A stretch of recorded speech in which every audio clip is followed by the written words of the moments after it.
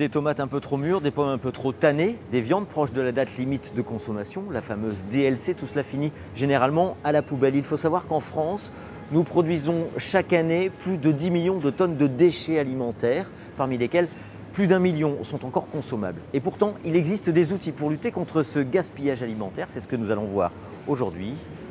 On va faire les courses.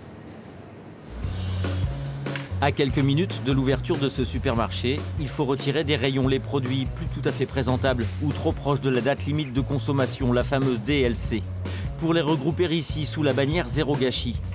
Un service gratuit pour le consommateur, mis en place par une start-up nantaise qui référence sur son site les produits à consommer rapidement et donc soldés.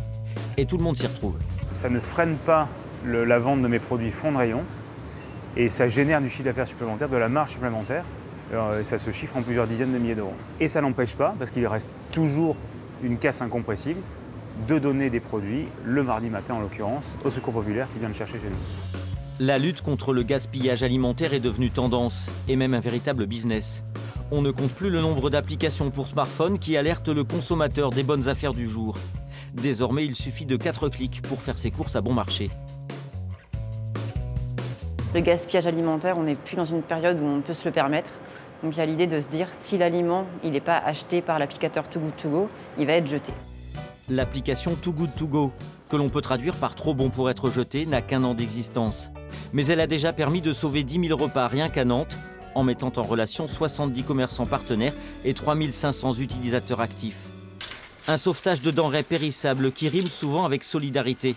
Les membres de l'association DLC pour détournement libre de consommables sont à la fois récupérateurs et bénéficiaires.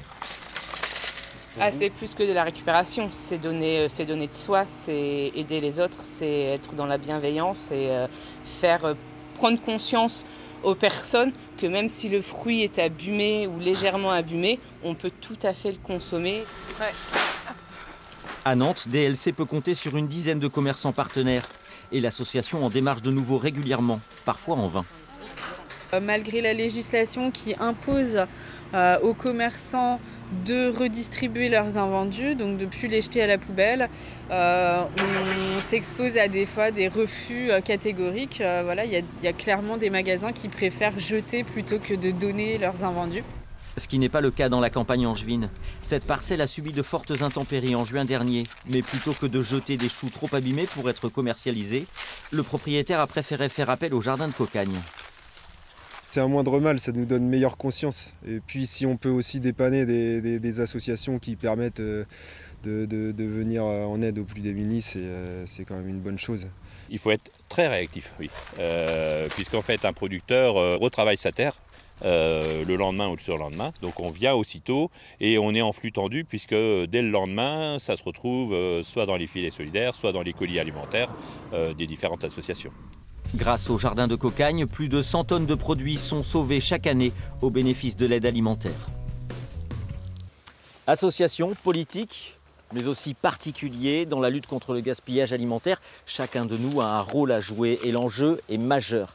Sachez par exemple que pour une baguette de pain rassis jetée à la poubelle, c'est l'équivalent de toute une baignoire d'eau qui est gaspillée. Alors évidemment, toutes les bonnes idées sont les bienvenues.